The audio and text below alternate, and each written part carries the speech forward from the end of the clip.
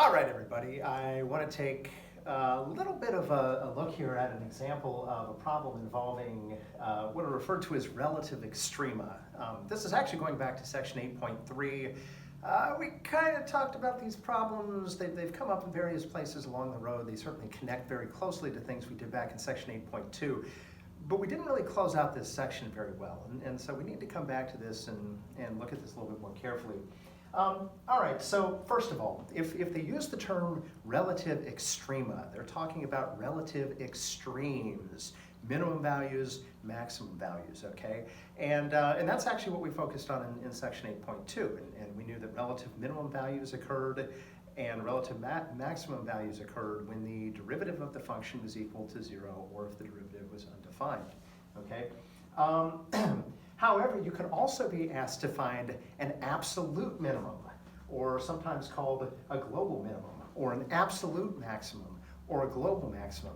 And that's a little bit different. If they ask you to find an absolute maximum value for a function, okay, they're saying, what's the largest output that function can give you? That's a y value. In other words, what's the highest point that function can reach? Or if they ask you for an absolute minimum, they're asking for the lowest possible point that a function can reach. And you have to be careful because a lot of these problems are going to give you a function that's defined over an interval. And the game changes just a little bit because sometimes the relative minimum or maximum is also the highest point for the function, and sometimes it's not. Let me show you, okay? For example, let's say I have this function here, and this function starts here and it ends here, okay? The absolute maximum of this function is going to occur at that point right there. Now, the absolute maximum value will be the y coordinate, okay? So be careful. Do they ask you for the point where it occurs? Give x and y.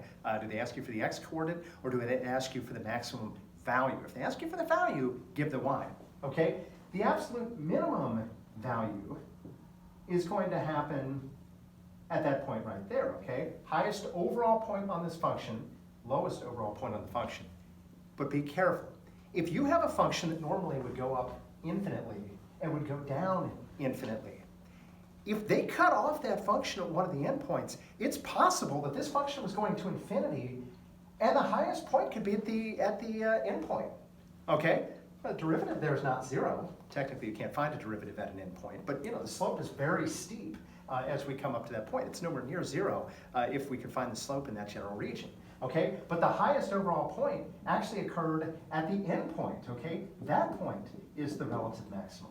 And the lowest overall on this particular graph happened at this other endpoint here, okay? Neither one of those places have a derivative that's 0, okay? So the really important thing here to know is if you're looking for an absolute minimum or an absolute maximum,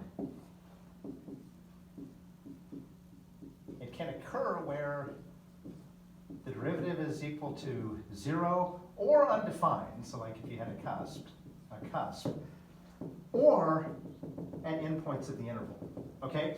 And if they ask you for the overall, you're actually going to need to check each of those values. And check the endpoints, check all the places where the derivatives are 0 or undefined.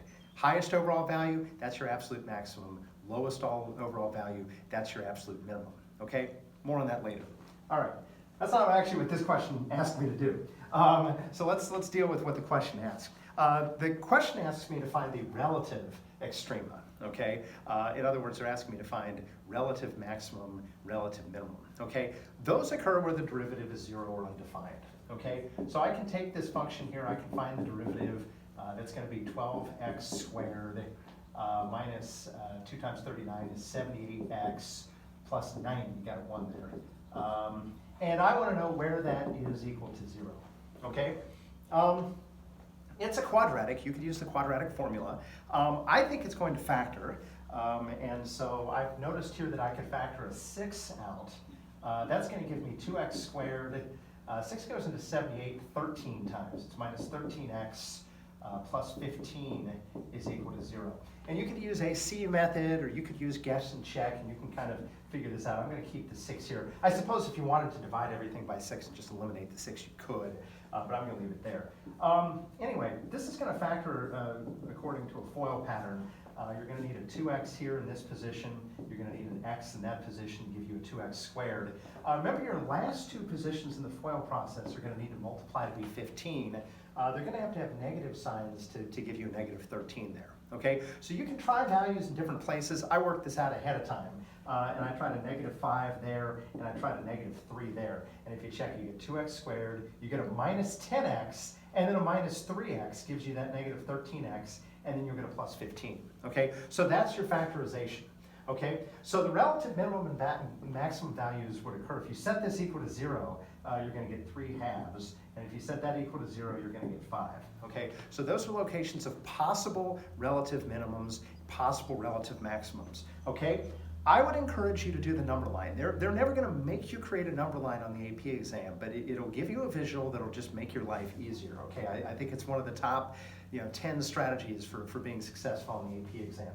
So I'm going to keep my original function here. I'm going to keep the derivative. I'm going to remember these 2 points here. I'm going to make a number line here real quickly then.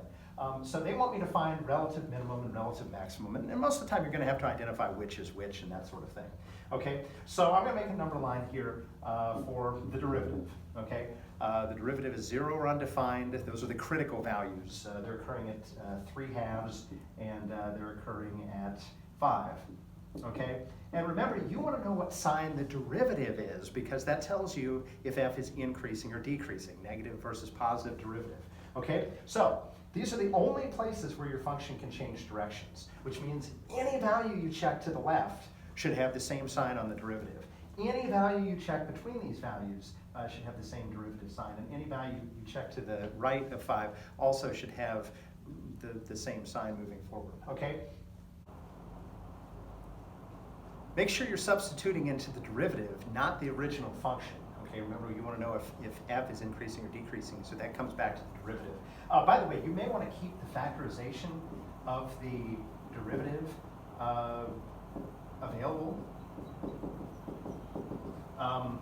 Sometimes it's easier to sub into the original derivative function, sometimes easier to substitute to the factored version. Remember, you don't care what the value is, you care what the sign of the derivative is. Okay, so pick any value to the left of 3 halves. 0 would be really easy to substitute into the derivative function. That's going to give me 90. A derivative of 90 is positive. A positive derivative means f increases up until it reaches an x value of 3 halves. Okay? Pick a value between 3 halves and 5. 2 would be really easy to put in, okay? I don't really want to put 2 into this. I'm going to put 2 in here, okay? If I put 2 in there, that would give me 4 minus 3, which is positive. If I put 2 in there, it'll give me a negative. So a positive times a negative is going to give me a negative. Okay, so negative derivative, the function decreases between x values of 3 halves and 5, okay? Pick a value bigger than 5. It can be 10, it can be 100, it doesn't matter. If I put 6 in here, that's going to be positive, okay? And if I put 6 in here, that's also going to be positive. Positive times a positive times a positive is a positive. So my function goes up, f goes down, and then f goes up again. That's kind of the order of things, okay? So the relative maximum is going to occur here when x is equal to 3 halves. Remember, your justification on the AP exam would be that f prime changes from positive to negative. Don't say it goes up, it goes down. Don't say the derivative goes up or goes down. Use clear, concise language. F prime changes from positive to negative at x equals 3 halves. Okay, that would be relative maximum. A relative minimum point occurs because f prime changes from negative to positive when x is equal to 5. Again, be careful. If they ask you for a relative minimum or maximum point, you need to put that back in. You need to find the y-coordinate as well. If they ask you for a relative minimum or maximum value of the function, you would just give the y value, the output. What is the function equal to at that particular value of x? So really watch, because there are 3 different things they could ask you, and you need to answer that appropriately.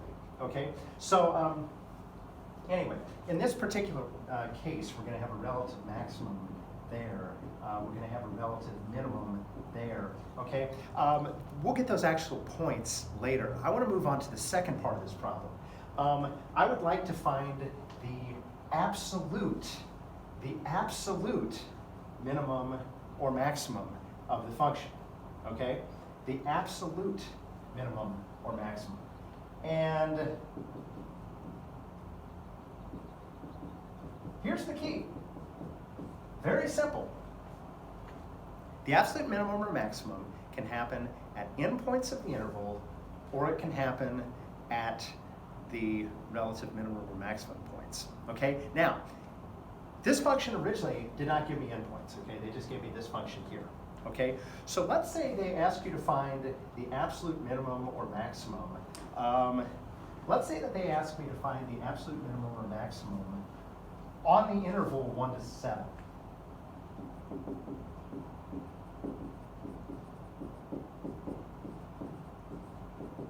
Okay, that's the sort of thing that they would ask. Okay, that means that I need to check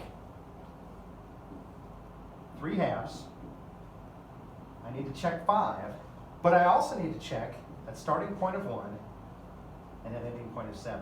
Okay, we need to check each of those values. So here are my possible x coordinates. Here's my functional value. Okay, we want the absolute minimum or minimum or maximum of the function. We are substituting back into the original function. So keeping everything labeled, making sure you're substituting back in the right place is really important. Okay, so turns out, and I worked this out ahead of time, but if I sub 1 back into the original function, I get an output value of 57. Okay, if I sub 3 halves into the function, I get back a value of 64 3/4. Okay, if I sub 5 into the function, I get a result of negative 23. Okay, and if I sub 7 into the function, I get back a value of 93. Okay, if you looked at the graph, the original function would have looked something kind of like this. Okay, and this point here is, let's see here. This is the point 1.5, 62 3/4.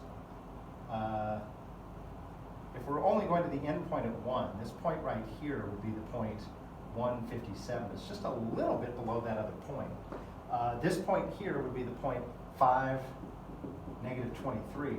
Okay, and then the end point at 7 would be up here somewhere. It'd be the point 793. Okay, so in the final problem here, the absolute maximum is just the highest overall function value, the highest overall output value. How high or how low can I go? Okay, not the low value is 1 and the high value is 7. Okay, that's x values, that's inputs. So lowest and highest output value, y values. Okay, notice the highest value in this list, checking all the endpoints and all the relative minimums and maximums, is 793. So we could say that the absolute maximum value is 93, okay? Or you could say the absolute maximum occurs at the point 793, okay? And you can see highest overall point on the function, okay? The absolute minimum value of the function is not at one of the endpoints. It's actually the relative minimum turns out to be actually the lowest value for the function. So it's at the point 5, negative 23. The lowest that it hits is negative 23. And so notice that is our lowest. So this is our minimum, this is our maximum value, okay? So our absolute or global minimum value is negative 23, okay? And again, we can say that it occurs when x is 5. We can say it's the point 5, negative 23. But if they ask for the minimum value of the function, that's how low can it go, it's negative 23. So I hope that helps you with the idea of relative minimum, relative maximum, number lines, and this new concept of the absolute minimum or the absolute maximum, where you also have to check the endpoints. And by the way, if you're having trouble with the calculus, it's always really easy to check the endpoints. So if nothing else, make sure you do that. The AP exam will work in examples of both, places where the relative max or min is the highest or lowest value, and also places where the endpoints are the highest or lowest value. So make sure you're checking both. It's all over the place on the AP exam.